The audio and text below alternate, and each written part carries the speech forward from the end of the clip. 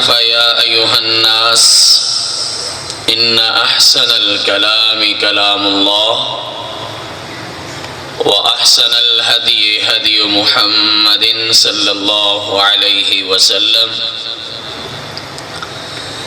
إن شر الأمور محدثاتها كل محدثة بدعة كل بدعة ضلالة الضلالة في النار اللهم صل على محمد وعلى آل محمد كما صليت على إبراهيم وعلى آل إبراهيم إنك حميد مجيد اللهم بارك على محمد وعلى آل محمد كما باركت على إبراهيم وعلى آل إبراهيم إنك حميد مجيد رب اشرح لي صدري ويسر لي أمري واحلل عقدة من لساني يفقهوا قولي سبحانك لا علم لنا إلا ما علمتنا إنك أنت العليم الحكيم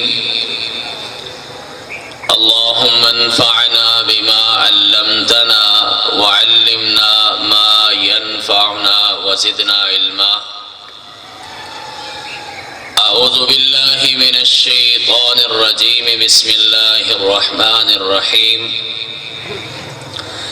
يا أيها الذين آمنوا اتقوا الله حق تقاته ولا تموتن إلا وأنتم مسلمون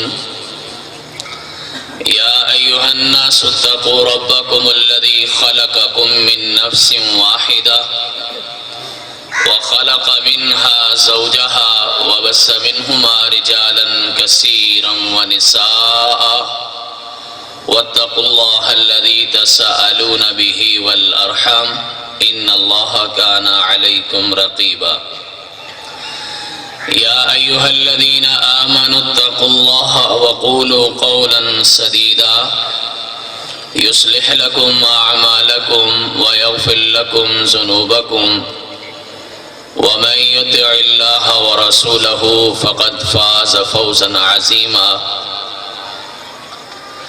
قال الله سبحانه وتعالى في مقام آخر أعوذ بالله من الشيطان الرجيم النبي أولى بالمؤمنين من أنفسهم وأزواجه أمهاتهم آمنت بالله صدق الله مولانا العظيم جاؤ آسمان کے ستاروں سے پوچھو جاؤ آسمان کے ستاروں سے پوچھو چاند کے چمکتے نظاروں سے پوچھو سورج کے سلگتے شراروں سے پوچھو اور پانی کے بہتے دھاروں سے پوچھو کیا محمد سا انسان دو جہاں میں کہیں ہے قسم کھا کے بولیں گے سارے کے سارے نہیں ہے نہیں ہے واللہ نہیں ہے لوگوں اپنے ایمان سے پوچھو جاؤ سارے جہاں سے پوچھو دھرتی کے ہر ایک انسان سے پوچھو اور پوچھو ملت کے ہر ایک مسلمان سے پوچھو کیا محمد سا انسان دو جہاں میں کہیں ہے قسم کھا کے بولیں گے سارے کے سارے نہیں ہے نہیں ہے واللہ نہیں ہے اور خلق سے پوچھو اخلاق سے پوچھو ملک سے پوچھو املاک سے پوچھو دھرتی کی ساری خاک سے پوچھو اور تاریخ کے سارے اوراق سے پوچھو کیا محمد سا انسان دو جہاں میں کہیں ہے قسم کھا کے بولیں گے سارے کے سارے نہیں ہے نہیں ہے واللہ اللہ نہیں ہے۔ لوگوں حسن سے پوچھو، حسی سے پوچھو، ملک سے پوچھو، مکی سے پوچھو، پوچھو قرآن مبین سے پوچھو، اور پوچھنا ہے تو رب رحمان سے پوچھو۔ کیا محمد سا انسان دو جہاں میں کہیں ہے؟ قسم کھا کے بولیں گے سارے کے سارے نہیں ہے، نہیں ہے، واللہ نہیں ہے۔ حضرات گرامی قدر، بڑی ایک مشہور روایت ہے، صحیح ابن حبان کے اندر علامہ ابن حبان نے اس کو نقل کیا ہے۔ اللہ کے جلیل القدر پیغمبر حضرت موسیٰ علیہ السلام ایک دن اللہ سے کہنے لگے، رب علمنی شیئا اذکرک وادعو بہ، اللہ مجھے کوئی ایسا کلمہ سکھا دو کہ جس سے میں تیرا ذکر کروں، تجھے یاد کروں، اور تیرے سے میں دعا مانگ لیا کروں۔ اللہ تعالیٰ نے کہا موسیٰ قل لا الہ الا اللہ، موسیٰ لا الہ الا اللہ پڑھا کرو۔ موسیٰ اللہ کے بڑے لاڈلے پیغمبر تھے، کہنے لگے یا اللہ یہ کیا بات ہوئی؟ آدم صفی اللہ سے لے کے آج تک سارے لا الہ الا اللہ ہی تو پڑھتے آئے ہیں، میں نے یہ تو نہیں کہا تھا، میں نے کہا تھا کوئی خاص ذکر مجھے بتایا جائے، اسپیشل جو میرے لیے ہو، جس سے میں آپ کو یاد کر سکوں، دعا کر سکوں۔ آسمان سے آواز آئی موسیٰ تجھے نہیں پتا اگر ایک پلڑے میں ساتوں آسمان رکھ دیے جائیں، ساتوں کی ساتوں زمینیں رکھ دی جائیں، یعنی پورے 14 طبق ایک پلڑے میں رکھ دیے جائیں، اور یہ لا الہ الا اللہ کا کلمہ دوسرے پلڑے میں رکھ دیا جائے، موسیٰ 14 طبق کا وزن تھوڑا ہے اور لا الہ الا اللہ کا وزن زیادہ ہے۔ یہ روایت آپ نے ذہن میں رکھنی ہے۔ ابھی اس کے ساتھ میں آپ کو سنن دارمی کی ایک دوسری روایت بھی سنانے لگا ہے، وہ بھی مشہور، لیکن آپ ذرا تخیل قائم کیجئے، آسمان والے کی توحید کی بات آئی، اس کی وحدانیت کی، اس کی الوہیت کی، اس کی ربوبیت کی، اس کی توحید کی بات آتی ہے، ساتوں کے ساتوں آسمان، ساتوں کی ساتوں زمینیں مل کے اس کا مقابلہ نہیں کر سکتی۔ اور جناب نبی کریم علیہ السلام کا ہی ارشاد پاک ہے، فرمائے ایک دفعہ میرے پاس 2 فرشتے آئے، ایک میرے سرہانے کھڑا ہوا، ایک آسمان زمین کے درمیان کھڑا ہوا، اور وہ جو نیچے میرے سرہانے کھڑا ہے وہ اس کی طرف مخاطب ہو کے کہتے ہیں ہوا ہوا، کیا یہ وہی ہے کہ جن کی طرف ہمیں بھیجا گیا ہے؟ وہ کہتے ہیں ہاں نام ہوا ہوا، ہاں یہ وہی ہے جن کے پاس ہمیں بھیجا گیا ہے۔ پھر کہنے لگے ان کا وزن کیجئے، مشہور روایت ہے، جلدی سے اختصار کے ساتھ اللہ کے پیغمبر فرماتے ہیں زمین آسمان کے درمیان میں ایک ترازو لگایا گیا، ایک پلڑے میں ایک بندہ، دوسرے پلڑے میں میرا وزن بھاری، دوسرے پلڑے میں 2، اس پلڑے میں میں اکیلا، میرا وزن پھر بھی زیادہ، پھر 10 بندے بٹھائے گئے، پھر 100 بندہ بٹھایا گیا، پھر 1000 بندہ بٹھایا گیا۔ وہ جو زمین آسمان کے درمیان میں فرشتہ ہے وہ اس زمین کے فرشتوں کو مخاطب کر کے کہتا ہے کس بھول بھلی میں پڑ گئے، کس قسم کے وزن تول رہے کر رہے، ساتوں کی ساتوں زمینیں ایک پلڑے میں رکھ دو، ساتوں کے ساتوں آسمان ایک پلڑے میں رکھ دو، 14 کے 14 طبق ایک پلڑے میں رکھو، اور محمد کریم صلی اللہ علیہ وسلم کو دوسرے پلڑے میں رکھو۔ آسمان والے نے یہ عجیب دنیا کے سامنے نظارہ پیش کیا، کائنات کے امام فرماتے ہیں 14 طبق ایک پلڑے میں اور دوسرے پلڑے میں مجھے بٹھایا گیا، اور جب ترازو تلتا ہے تو مجھ محمد الرسول اللہ کا وزن زیادہ ہو جاتا ہے۔ 14 طبق مل کے ان کے وزن کا مقابلہ نہیں کر سکتے، کوئی اس کا ترجمہ تشریح معلوم نہیں کیا کرے گا، لیکن میرا ایمان اور میرا عقیدہ مجھے یہ سمجھاتا ہے، مسلمان کے جذبات اور مسلمان کے خیالات یہ سمجھاتے ہیں، لوگوں ساتوں آسمان اور ساتوں زمینیں مل کے آسمان والے کی ربوبیت کا بھی مقابلہ نہیں کر سکتے، اور ساتوں کے ساتوں آسمان مل کے، ساری کی ساری زمینیں مل کے محمد الرسول اللہ صلی اللہ علیہ وسلم کی نبوت اور رسالت کا بھی مقابلہ نہیں کر سکتے۔ حضرات، آج اس ہستی کا تذکرہ لے کے آئے ہیں کہ ہر شخص جن کا تذکرہ کرنا اپنے لیے عظمت کی بات سمجھتا ہے، ہر دور میں، ہر علاقے اور زمانے میں جن کی سیرت کو لکھا گیا، جن کی نعت کو لکھا گیا، جن کی عقیدت کو لکھا گیا، لیکن زمانوں کے زمانے بیت گئے، انسانوں کے انسان بیت گئے، نسلیں بدل گئیں، حالات بدل گئے، خیالات بدل گئے، رسم و رواج بدل گئے، طریقے بدل گئے اور جینے کے سلیقے بدل گئے، لیکن کائنات کے امام پیغمبر کی سیرت کو نہیں لکھا گیا۔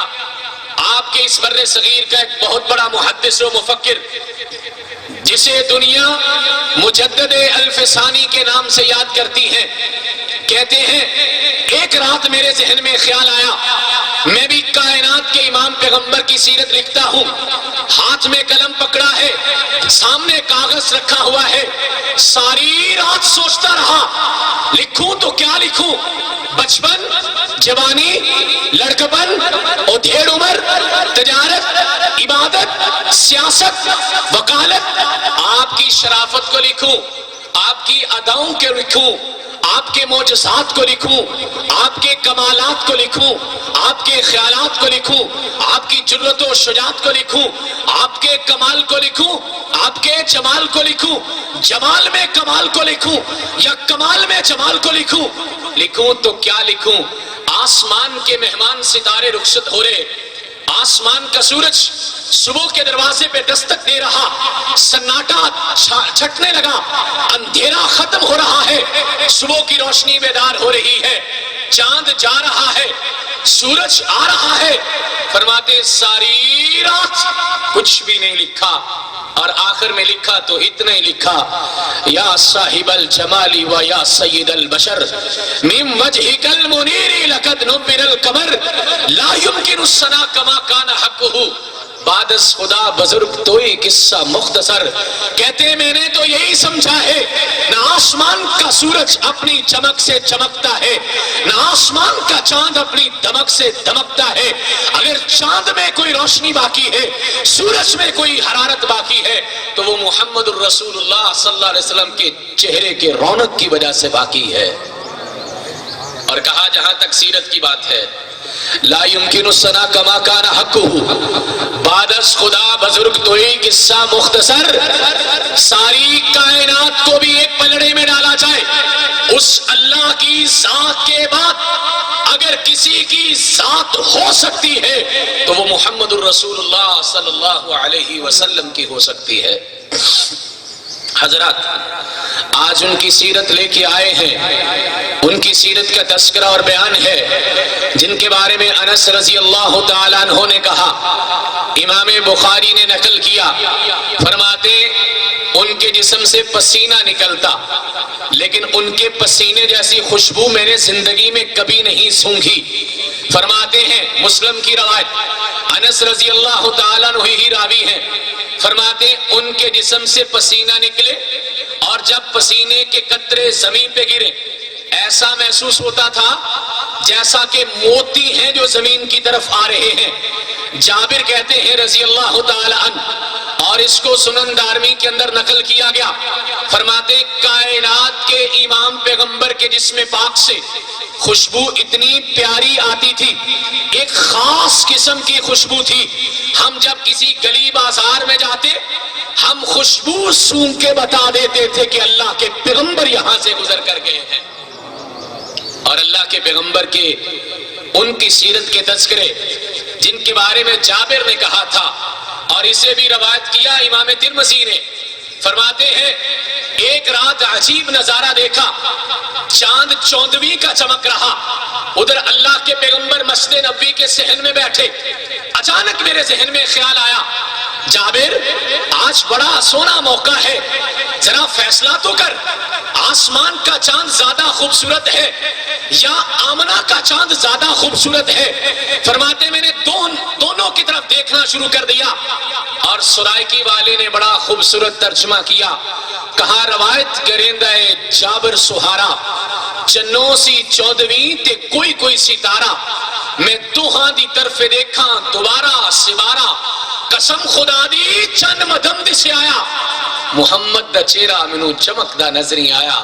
اور کسی نے ٹھیک کہا تھا، لوگوں چاند سے تشبیہ دوں تو کوئی انصاف ہے؟ چاند سے تشبیہ دوں تو کوئی انصاف ہے؟ چاند کے چہرے پہ چھائیاں محمد کا چہرہ صاف ہے۔ اور حضرات نبی کائنات علیہ السلام کے چہرہ پاک کے تخیل کو آپ ذرا یہاں پہ لے کے آئیے۔ خیبر کے اندر رہنے والی ایک خاتون، ابھی اس کی شادی ہوئی ہے، فرماتی میں نے خواب دیکھا یثرب یعنی مدینے سے ایک چاند نکلا ہے، اپنی روشنیوں کے ساتھ آ کے میری گود میں آن پڑا ہے۔ کہتی میں بڑی حیران تھی یہ کیا خواب ہے؟ فرماتی ہے میں نے صبح دم اپنے خامن سے اپنے شوہر سے ابھی کنانہ بن ابی حقیق سے میں نے یہ روایت کی بیان کی، یہ خواب میں نے اپنا بیان کیا، یثرب سے ایک چاند نکلا، مدینے سے ایک چاند نکلا اور میری گود میں آن پہنچا۔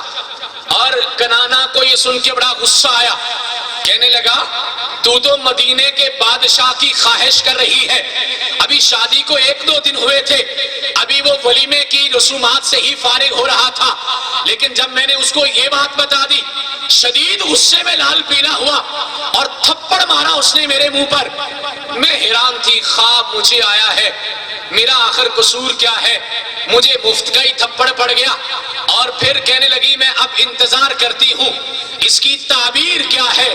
اور یہ امام بخاری رحمت اللہ علیہ نے پورا واقعہ نقل کیا ہے، فرماتی ہے کچھ سالوں کے بعد مدینے سے ایک لشکر آیا، خیبر کے مقام پر لڑائی ہوتی ہے، غزوہ خیبر ہوتا ہے، اور خیبر کے مقام پر میرا شوہر بھی مدینے کے لشکر کے خلاف لڑتا ہے، اور وہ کنانہ بن ابی حقیق مسلمانوں کے ہاتھوں مارا جاتا ہے۔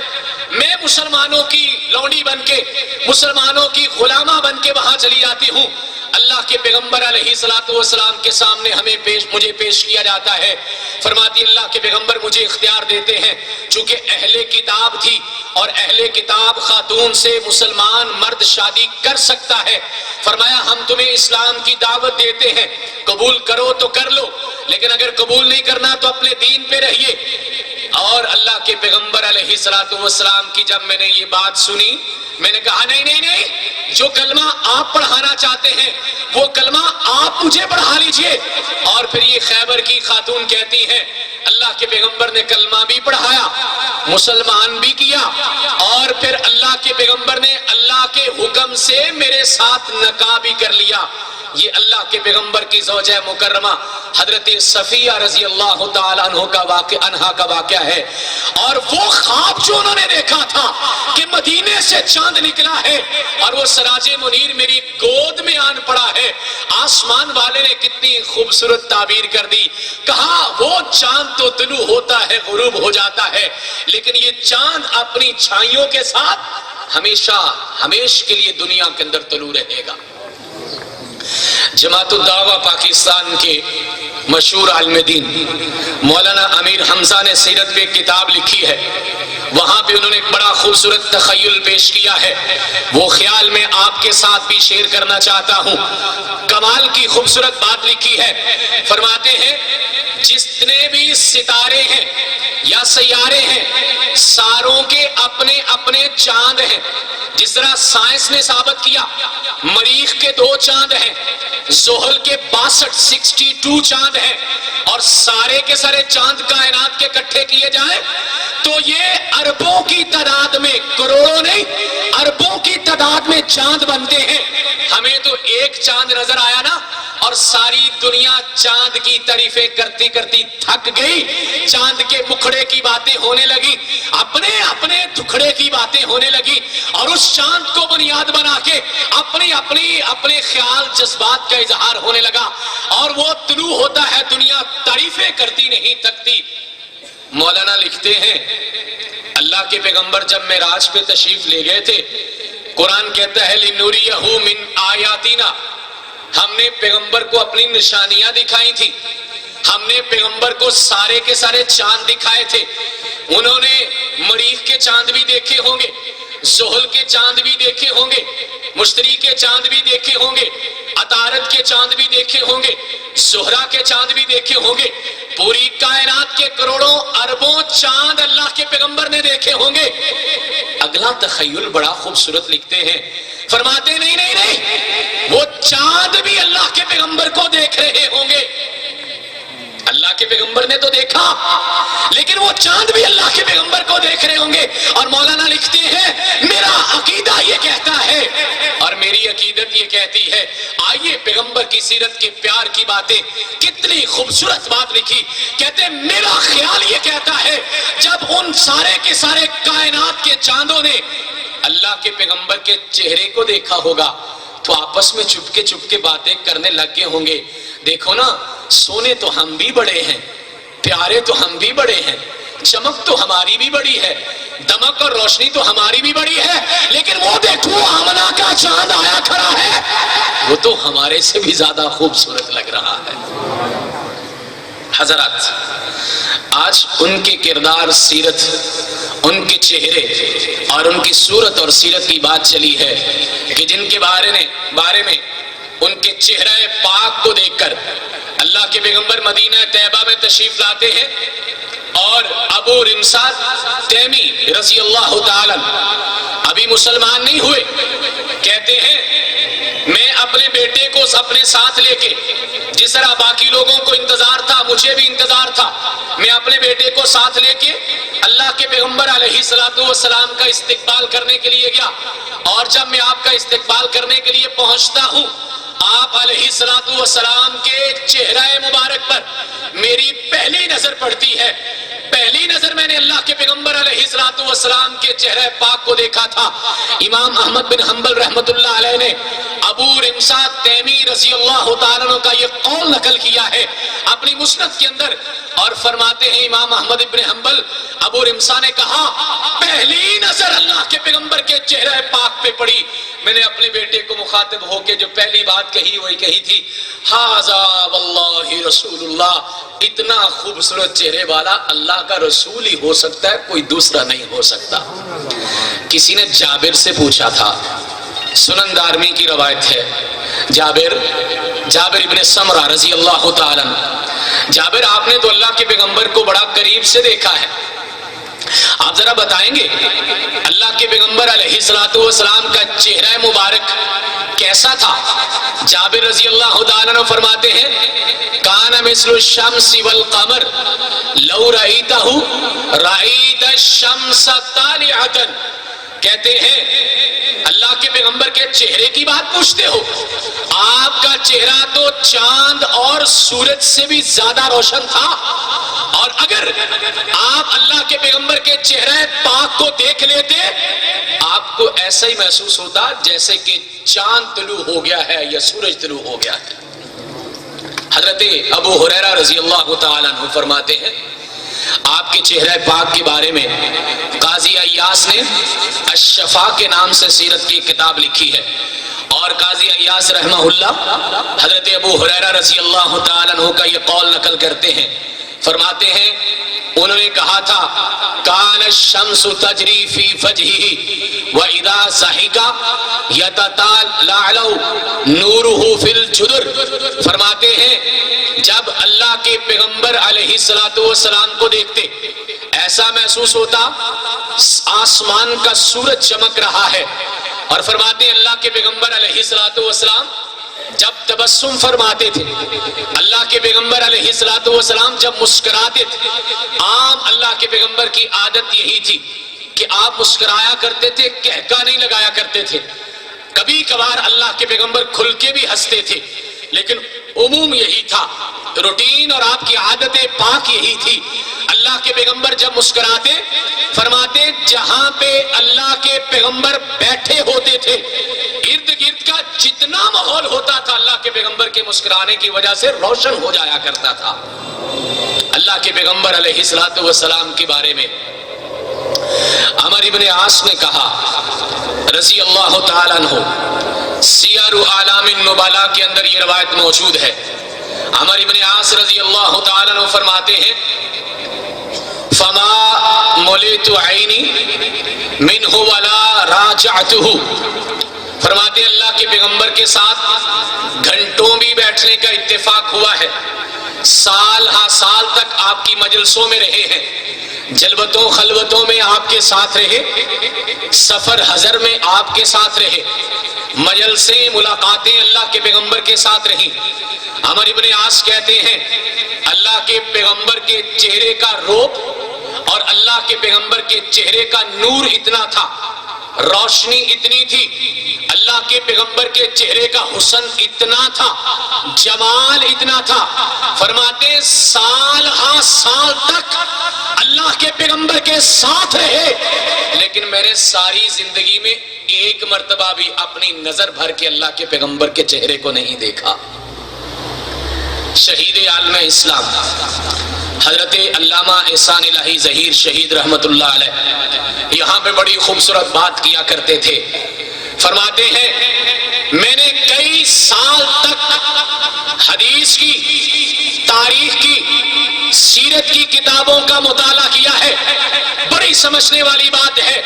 سیرت کے پروگرام آپ نے بھی سنے، ہم نے بھی سنے، سیرت محبت کی باتیں آپ نے بھی کی، ہم نے بھی کی، اور یہ بڑی خوش نصیبی کی بات ہے مسلمان کی نماز میں کوتاہی ہو جاتی ہے، مسلمان زکوٰۃ کے معاملے میں بخیلی کر جاتا ہے، مسلمان جہاد کے معاملے میں سستی کر جاتا ہے، مسلمان اخلاق کے معاملے میں ممکن ہے اتنا بہتر نہ ہو، لیکن شاید ایک مسئلہ ایسا ہے جس مسئلے میں ہر مسلمان، اہل حدیث کیا اہل دیوبند کیا بریلوی، کون سا نام لوں، اہل سنت والجماعت کے لوگ ہوں، ہمارے دیوبندی بھائی ہوں، اہل حدیث دوست ہوں، لوگوں یہ سیرت النبی کا موضوع ایسا ہے، ہر بندے کی خواہش یہ ہوتی ہے کہ وہ ایک دوسرے سے بڑھ چڑھ کے اس کو بیان کرے، چونکہ ہم جانتے ہیں نماز اچھی، روزہ اچھا، حج اچھا، زکوٰۃ اچھی، باوجود اس کے میں مسلمان ہو نہیں سکتا کہ نہ کٹ مروں جب تک خواجہ یثرب کی حرمت پہ، نہ کٹ مروں جب تک خواجہ یثرب کی حرمت پہ، خدا شاہد ہے کامل میرا ایمان ہو نہیں سکتا۔ ہم جانتے ہیں سیرت النبی صلی اللہ علیہ وسلم کے بارے میں عمر ابن عاص کی بات کو سامنے رکھا، علامہ احسان الہی ظہیر شہید رحمت اللہ علیہ کا تخیل بڑا خوبصورت بنا، خطیب کی خطابت کا رنگ بڑا خوبصورت بنا، فرماتے میں نے سال ہا سال تک حدیث، سیرت اور تاریخ کی کتابوں کا مطالعہ کیا ہے، لیکن کوئی ایک صحابی مجھے ایسا نہیں ملا جس صحابی نے اللہ کے پیغمبر کے پورے چہرے کو بیان کیا ہو، سارے چہرے کو کسی ایک صحابی نے مکمل بیان نہیں کیا۔ اس سے اگلا تخیل بڑا خوبصورت، فرماتے ایسا کیوں ہے؟ کہتے اس وجہ سے ہے وہ چہرہ اتنا خوبصورت تھا، جس نے آنکھ دیکھی وہ ساری زندگی آنکھ ہی دیکھتا رہا، جس نے رخسار دیکھے وہ ساری زندگی رخسار ہی دیکھتا رہا، جس نے ابرو دیکھے وہ ساری زندگی ابرو سے ہٹ نہیں پایا، جس نے زلفیں دیکھی وہ ساری زندگی زلفوں کے اندر مگن رہا، وہ چہرہ اتنا خوبصورت تھا، وہ اتنے، جس نے دندان دیکھے وہ دندان ہی دیکھتا رہ گیا، اور جس نے ایک جگہ پہ نظر ڈالی اس کی نظر وہاں سے ہٹی نہیں ہے۔ اس لیے صحابہ اللہ کے پیغمبر کا پورا چہرہ بیان نہیں کر پائے، اور یہ حقیقت ہے، یہ علم کی دنیا کا بہت بڑا مسئلہ ہے، اللہ کے پیغمبر کے چہرہ پاک کو کسی ایک صحابی نے مکمل طور پہ بیان نہیں کیا، اور پھر علامہ کی خطابت نے خوب رنگ بھرا اور یہ خوبصورت تخیل پیش کیا جو سیرت النبی کے حوالے سے عقیدت کا بڑا خوبصورت باب بن سکتا ہے۔ حضرات، ہماری گفتگو کا دوسرا حصہ یہ ہے، نبی کائنات علیہ الصلوۃ والسلام کی کیا صرف شکل و صورت ہی خوبصورت تھی، یا کہ آپ کا کردار بھی خوبصورت تھا؟ شکل و صورت تو میں نے عقیدت کے جذبات کو سامنے رکھتے ہوئے بیان کی، ورنہ پیغمبر کی شکل و صورت سے تو کسی کو انکار نہیں تھا۔ ابو جہل بھی مانتا تھا کہ آپ بڑے خوبصورت ہیں، ابو لہب نے بھی یہی کہا، آپ کے حسن سے کسی نے انکار نہیں کیا، لیکن اصل کمال آپ کے میرے لاڈ پیغمبر کا یہ ہے، آپ کے میرے پیارے پیغمبر کا اصل کمال یہ ہے، ان کا جمال تو جمال تھا ہی، ان کا کردار بھی بڑا خوبصورت تھا، ان کی سیرت بھی بڑی خوبصورت تھی، ان کی عادات بھی بڑی خوبصورت تھی۔ اور ہم جب کسی انسان کے بارے میں اس کا بایو ڈیٹا، اس کی زندگی کا پورا انفارمیشن اس کے بارے میں کیلکولیٹ کرنا شروع کرتے ہیں یا ان کو اکٹھا کرنا شروع کرتے ہیں، ہم کس سے پوچھتے ہیں؟ ہم پوچھتے ہیں اس کے گھر والوں سے، ہم پوچھتے ہیں اس کے ملازموں نوکروں سے، ہم پوچھتے ہیں اس کے محلے داروں سے، ہم پوچھتے ہیں اس کی برادری سے، ہم پوچھتے ہیں اس کے ساتھ رہنے والوں سے، ہم پوچھتے ہیں حتیٰ کہ اس کے مخالفین سے بھی پوچھتے ہیں، تاکہ پوری کی پوری تصویر سامنے آ جائے۔ آئیے پھر پیغمبر کی سیرت کو جب ہم پوچھنے نکلے، ہم پیغمبر کی سیرت کو پوچھتے ہیں۔ سب سے پہلے پیغمبر کی برادری سے آپ کی سیرت کیسی تھی؟ ابن عباس رضی اللہ تعالی عنہما فرماتے ہیں، عبداللہ رضی اللہ تعالیٰ عنہ کہتے ہیں، اللہ کے پیغمبر نے نبوت کا اعلان کیا اور اللہ کے پیغمبر نے سارے کے سارے اپنے خاندان کو جمع کیا۔ جب آسمان والے نے حکم دیا تھا نا، وَأَنذِرْ عَشِيرَتَكَ الْأَقْرَبِينَ، اپنے قریبی رشتہ داروں سے اپنی واضح و نصیحت کو شروع کرو۔ اللہ کے پیغمبر نے اپنے رشتہ داروں کو بلایا، آپ نے آواز لگائی، بنو فہر کو بلایا، بنو عدی کو بلایا، قریش کے سارے خاندان کو بلایا۔ مشہور روایت ہے جب ساری کی ساری برادری جمع ہو گئی، حضرت محمد کریم صلی اللہ علیہ وسلم نے اپنی برادری کے سامنے اپنی نبوت پیش کرنے سے پہلے اپنی سیرت کو پیش کیا اور کہا 40 سال تمہارے اندر گزارے ہیں، چند گھڑیوں میں پتا چل جاتا ہے بندہ کیسا ہے، لیکن 40 سال گزارے، بتاؤ تو صحیح کبھی میرے دامن پہ داغ دیکھا ہے؟ تو سب کے سب وہ اللہ کے پیغمبر کا کلمہ پڑھنے والے نہیں تھے، وہ برادری میں شریکے کے لوگ تھے، اور یہ شریکے والے نہیں مانتے۔ بیگانوں کو منانا آسان ہوتا ہے، اپنوں کو منانا مشکل ہوتا ہے۔ آپ آج کی زندگی میں دیکھ لیجئے، بڑے بڑے لوگ آپ ان کی عقیدتوں کے گیت گائیں گے، لیکن اگر آپ جا کے ان کی برادری میں پوچھیں، 101 باتیں منہ چڑھا چڑھا کے لوگ کریں گے، چونکہ اپنے بڑی مشکل سے مانتے ہیں۔ اللہ کے پیغمبر نے اپنی برادری سے پوچھا تھا، ان سے نہیں پوچھا جو آپ کو جانتے نہیں تھے، ان سے نہیں پوچھا جو بعد میں آپ کا کلمہ پڑھ کے مسلمان ہو گئے، ان سے نہیں پوچھا جو چند گھڑیوں کے لیے اللہ کے پیغمبر کو ملے، آپ کو دیکھا۔ پیغمبر نے کس کو پوچھا؟ اللہ کے پیغمبر نے ان سے پوچھا جن کی جلوتیں خلوتیں سانچی تھی، جن کے ساتھ کاروبار کیا، جن کے ساتھ روزگار چلا، جن کے ساتھ گفتار کردار چلا، اور 1 2 4 دن نہیں، 2 4 ہفتے مہینے نہیں، 40 سال تک۔ اور پوچھا بتاؤ تو صحیح کیسا پایا ہے؟ اور سب کے سب نے یک زباں ہو کے کیا کہا تھا؟ ما جربنا علیک الا صدقا، ہم نے آپ کی زبان سے آج تک سچ کے سوا کچھ سنا ہی نہیں ہے۔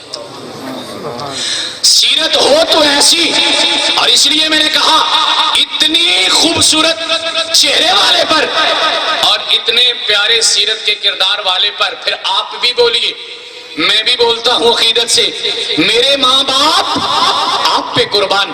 اتنے خوبصورت کردار کے مالک اللہ کے پیغمبر، آپ کے خادم خاص انس ابن مالک سے پوچھتے ہیں، یہ جو ملازم ہوتے ہیں نا، آپ کے ڈرائیور ہیں، آپ کے ملازم نوکر چاکر ہیں، یہ نہیں معاف کرتے۔ بڑے بڑے وہ لوگ جن کا کردار آپ کے سامنے بڑا اونچا ہے، آپ ذرا ان کے ڈرائیور سے ان کے بارے میں پوچھ کے دیکھیے، ایسے آپ کے سامنے کہانیاں چھوڑیں گے انسان دنگ رہ جائے گا۔ گھر کے ملازموں سے ذرا گھر والے کے بارے میں پوچھے، ایسی لمبی کہانیاں سٹوریاں سنائیں گے انسان دنگ رہ جائے گا۔ آؤ پھر پیغمبر کے خادم خاص سے پوچھتے ہیں، اور خادم کون سے ہیں؟ 2 4 10 دن اللہ کے پیغمبر کی خدمت نے کی۔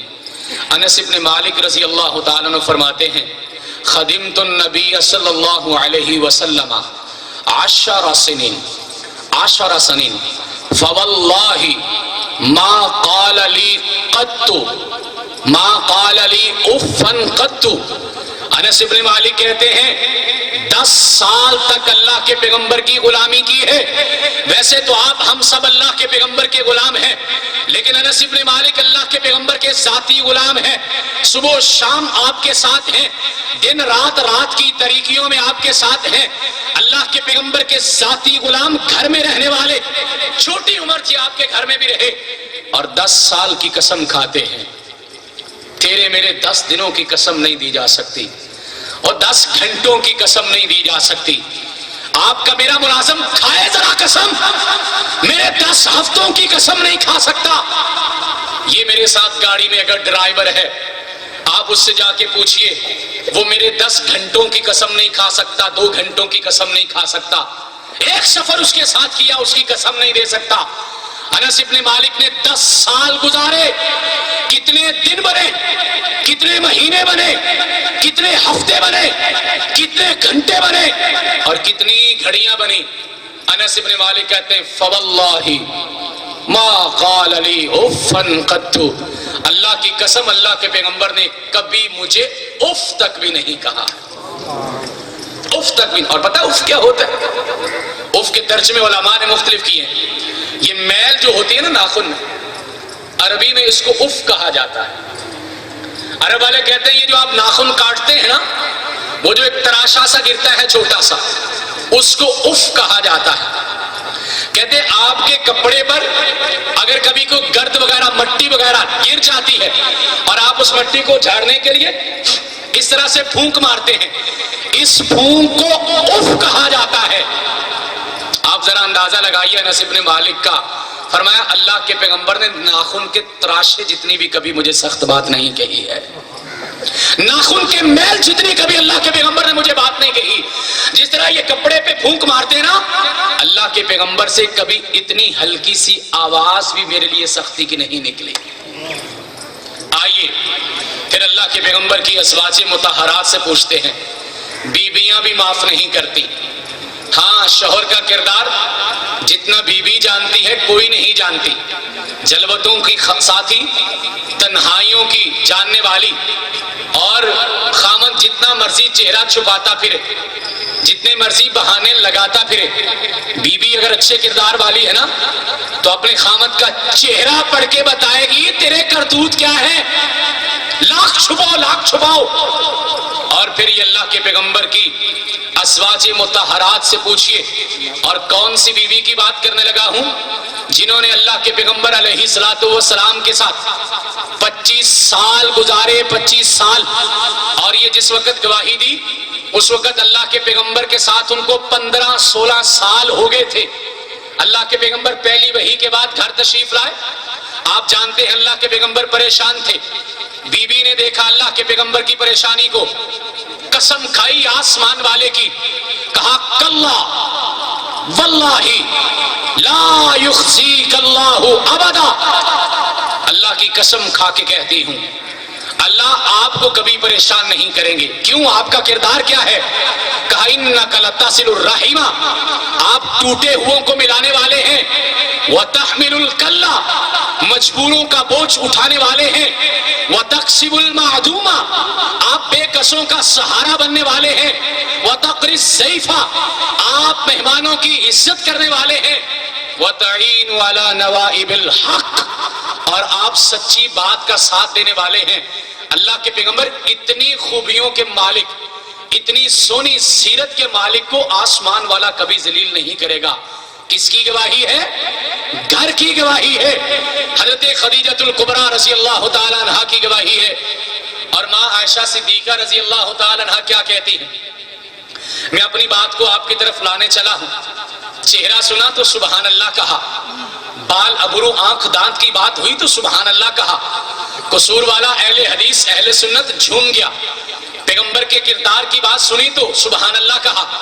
اب ذرا کردار کو اپنے آپ پہ بھی اپلائی کرنے کی آخری باتوں کی طرف چلتے ہیں. ذرا دیکھیے گا عائشہ صدیقہ رضی اللہ تعالیٰ عنہا پیغمبر کی سیرت کیا بیان کرتی ہیں.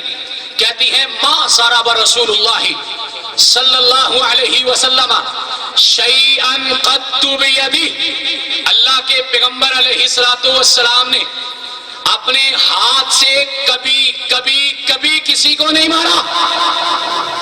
اور فرماتی ہیں ولا امرأۃ، اللہ کے پیغمبر نے کبھی کسی خاتون کو بھی نہیں مارا۔ قصور کا نوجوان حرکت میں آیا، بی بی کی بات اچھی نہیں لگی، تھپڑ مار دیے اور اپنے آپ کو گھبرو جوان سمجھنے لگا، اپنی مردانگی کی ناس سے پھنکارتا باہر نکل گیا، اپنی بی بی کو تھپڑ مار کے کہنے لگا کلا فتح کر لیا۔ پیغمبر کی سیرت سننے آئے ہو نا، یہ بھی ذرا بات ساتھ لے کے جانا۔ پیغمبر کی سیرت یہ ہے کبھی کسی بی بی کو نہیں مارا۔ تیرا ہاتھ کبھی اپنی بہن پہ اٹھ گیا، تیرا ہاتھ کبھی اپنی بیوی پہ اٹھ گیا، تیرا ہاتھ کبھی اپنی بیٹی پہ اٹھ گیا، وہ تو مجبور ہے بیچاریاں، بازار میں جانا ذرا کسی اپنے مقابل کے ساتھ پنگا کر دے، تجھے 2 تھپڑ آگے سے تیری جوانی کا پتہ چلے۔ گھر میں مجبور بہن کو مارا تو کیا مارا؟ یہ مردانگی نہیں، اللہ کی قسم بزدلی ہے، یہ کمیلگی ہے۔ اللہ کے پیغمبر کی سیرت سننے آئے ہو، کہا ولا امرأۃ، اللہ کے پیغمبر نے کبھی کسی خاتون کو بھی نہیں مارا، اور ساتھ ہی فرماتی ہیں ولا خادما، اللہ کے پیغمبر نے کبھی اپنے کسی خادم کو بھی نہیں مارا۔ آپ کے درجنوں خادم غلام تھے، غلطیاں بھی کرتے تھے، اللہ کے پیغمبر نے کبھی کسی کو نہیں مارا۔ ایک دفعہ اپنی ایک نوکرانی پہ غصہ آیا تھا، آپ نے اس کو اپنے ہاتھ میں مسواک پکڑا ہوا تھا، آگے بڑھ کے مارنے لگے تو پیچھے ہٹ گئے۔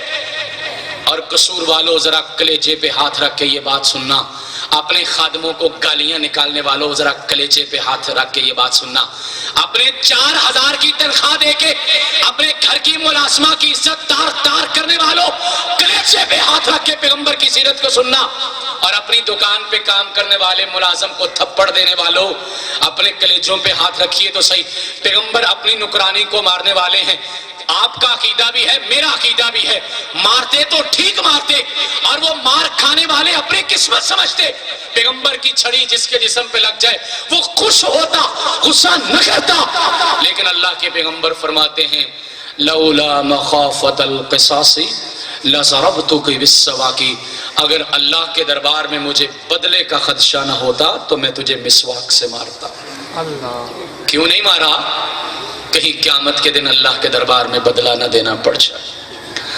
ہاں لوگوں، سیرت کی باتیں سننا کرنا بہت آسان ہے، کبھی اپنے خادم کے بارے میں زبان چلانے سے پہلے پیغمبر کی یہ سیرت بھی سامنے رکھنا۔ فرماتی کبھی اپنے ہاتھ سے کسی کو نہیں مارا۔ اور حضرت نبی کریم علیہ الصلوۃ والسلام کے چچا سے ذرا آپ کے بارے میں پوچھتے ہیں، کتنی بڑی گواہی دی۔ بی بی خدیجہ الکبریٰ رضی اللہ تعالیٰ عنہا کا نکاح، ابو طالب موجود ہیں، قریش کے سارے سردار موجود ہیں، مدینے کے سارے وڈیرے موجود ہیں۔ فرماتے ہیں جب کٹھے ہوئے اللہ کے پیغمبر کے بارے میں خطبہ دیا، فرماتے ہیں ان ابن اخی ھذا محمد بن عبداللہ صلی اللہ علیہ وسلم لا یوزن بی رجلا شرفا وفضلا وعقلا، سیرت ابن حشام میں لکھا ہے۔ فرماتے ہیں انہوں نے یہ خطبہ دیا، یہ جو میرا بھتیجا ہے نا، اس پورے عرب کے اندر کوئی ایک بندہ ایسا نہیں ہے جو اپنے شرف اور کمال کے اعتبار سے، اپنے فضل اور عزت کے اعتبار سے، اپنے عقل اور شعور کے اعتبار سے میرے اس بھتیجے کا مقابلہ کر سکے، سارے کے سارے۔ اور ابو طالب کا تخیل اگر بڑا ہوتا تو وہ یہ بھی کہتا لوگوں پورے عرب کی بات نہیں کرتے، پورے عجم کی بات کرتے ہیں، ساری کی ساری انسانیت اور آدمیت کی بات کرتے ہیں، ساری انسانیت اور آدمیت بلکہ محمد الرسول اللہ صلی اللہ علیہ وسلم کا مقابلہ نہیں کر سکتے۔ چند ایک منٹوں میں آخری باتیں جو آپ کی خدمت میں رکھنا ہے۔ اللہ کے پیغمبر کے دشمن نے، جو اس وقت دشمن تھا اور سخت دشمن تھا، ہرقل کے دربار میں ابو سفیان نے کہا تھا، جب پوچھا گیا تھا کبھی آپ نے اس کو جھوٹ بولتے سنا؟ کہا نہیں سنا۔ کبھی آپ نے اس کو وعدہ خلافی کرتے دیکھا؟ کہا نہیں دیکھا۔ کہا کبھی اس کی طبیعت میں لالچ پایا؟ بخاری کی روایت۔ ابو سفیان کہتے نہیں لالچ پایا۔ کہا اگر پھر اس پیغمبر کی سیرت یہ ہے، اگر اس پیغمبر کی سیرت یہ ہے، یہ اس زمانے کا سب سے بڑا بادشاہ ہے، اپنے دربار میں بیٹھا ہے، دو باتیں اس نے اس وقت بڑی خوبصورت کی تھی. کہا اگر اس کی سیرت ایسی ہے جیسی تم بتا رہے ہو، میں قسم کھا کے کہتا ہوں ان قریب وقت آنے والا ہے جس جگہ پہ میں بیٹھا ہوں اس جگہ پہ اس کی حکومت قائم ہوگی.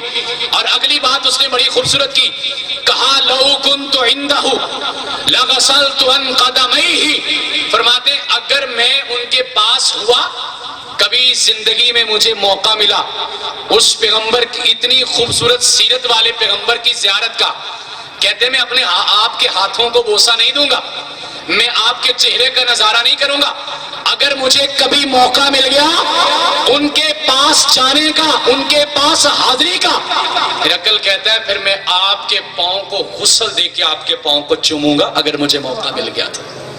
حضرات ہم نے کیا کرنا ہے، ہمارے کرنے کے کام کیا ہیں؟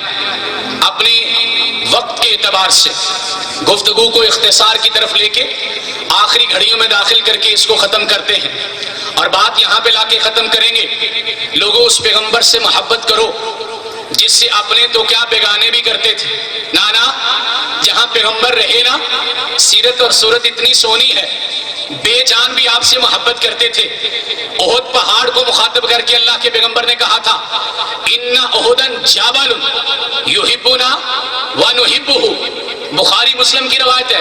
فرماتے ہیں یہ احد پہاڑ ایسا ہے یہ ہم سے پیار کرتا ہے، ہم اس پہاڑ سے پیار کرتے ہیں. پتھر بھی اللہ کے پیغمبر سے پیار کریں.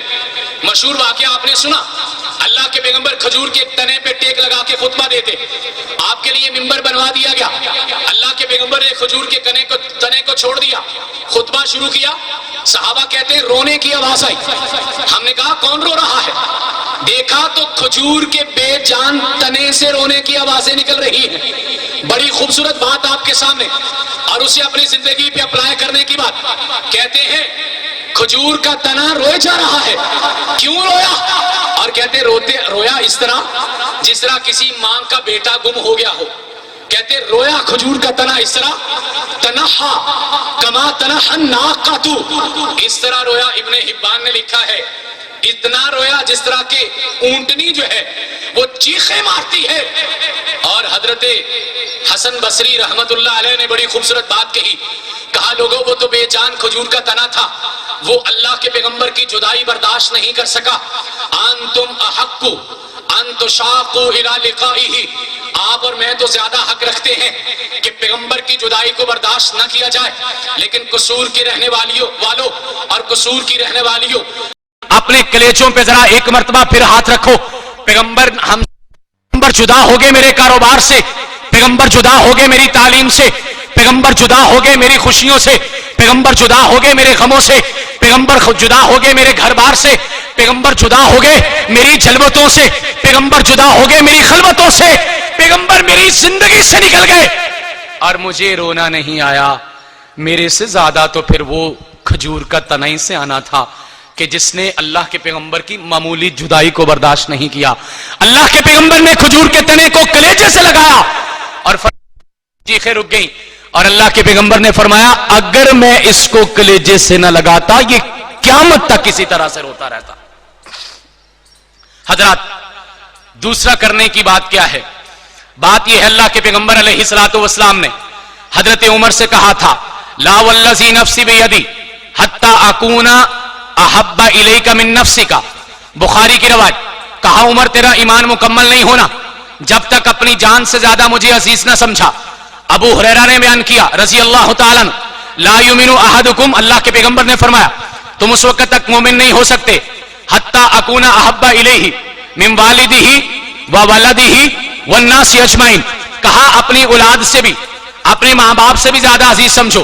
انس رضی اللہ تعالیٰ عنہ نے بیان کیا لا یؤمن احدکم حتی اکون احب الیہ من اہلہ ومالہ والناس اجمعین.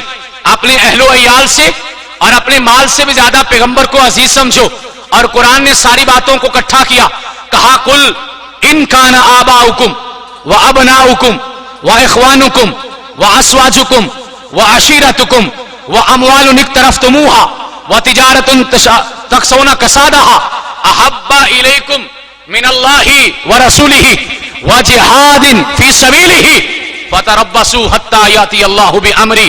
کہا तुम्हारे बेटों से, बेटियों से, रिश्तेदारों से, माँ बाप से, अहलो अयाल से, रिश्तेदार से, अपनी जान से भी बढ़ के पैगंबर को जब तक अजीज नहीं समझा तब तक तुम्हारी बात नहीं बनेगी।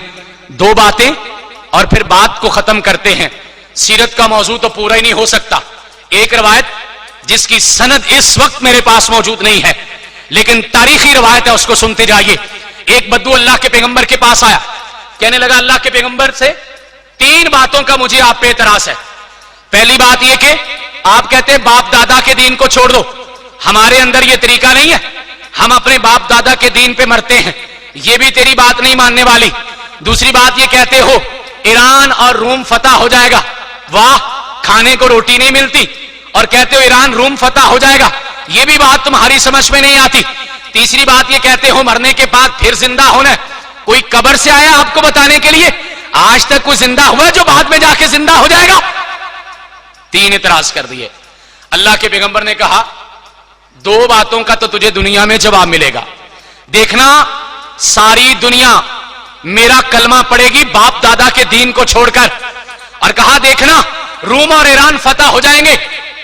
जमाना गुजर गया, मक्का फतह हो गया, अल्लाह के पैगंबर का कलमा सारे मक्के ने पढ़ लिया, गलबा हुआ बद्दू के दिमाग पे, वो जो उसने इतराज किया था जरब लगी, हैरान हुआ लेकिन मुसलमान नहीं हुआ। फिर उसके बाद अल्लाह के पैगंबर के इंतकाल के बाद अबू बकर सिद्दीक का जमाना गुजरा, फरूक आजम का जमाना आया। इब्तदाई जमाने में रूम भी फतह हो गया, रूम फतह हो गया, ईरान भी फतह होगा। रूमी हार गए जंगे कादसिया में, रूमी हार गए जंगे यरमूक में, ईरानी हार गए जंगे कादसिया में, रूम ईरान फतह हुए। वो बद्दू फिर सोचता है बात तो नबी की सच निकली है, मुसलमान हुआ, मदीने में आ गया। अल्लाह के पैगंबर ने तीसरी बात ये कही थी, 2 बातों का जवाब तुझे दुनिया में मिलेगा, तीसरी बात का जवाब तुझे क़यामत वाले दिन तेरा हाथ पकड़ के दूंगा, बता जिंदा हुआ है कि नहीं हुआ। ये बंदा मुसलमान होता है, हिजरत करके मदीने में आ जाता है। हजरत उमर रजी अल्लाह तआला अन्हु इसकी जियारत के लिए जाया करते थे, इसका बड़ा एहतराम किया करते थे। दोस्तों ने पूछा उमर ये क्यों करते हो? कहा अल्लाह के पैगंबर ने इसको कहा था क़यामत के दिन तेरा हाथ पकड़ के आखिरी जुमले बोल रहा हूं, जरा तवज्जो रखिएगा, खूबसूरत बात पे अपनी बात को खत्म करते हैं। कहा अल्लाह के पैगंबर ने कहा था क़यामत के दिन तेरा हाथ पकड़ के तुझे बताऊंगा, बता जिंदा हुआ है कि नहीं हुआ। और फरूक आजम कहते हैं अल्लाह के पैगंबर ने क़यामत के दिन जिसका हाथ पकड़ा उसको जन्नत में ले जाने से पहले तो पैगंबर ने हाथ छोड़ना ही नहीं। मैं इसको प्यार इसलिए करता हूं, क़यामत के दिन पैगंबर ने इसका हाथ पकड़ना है। लोगों हमारी दावत यही है, आओ पैगंबर का हाथ आप भी पकड़ लो।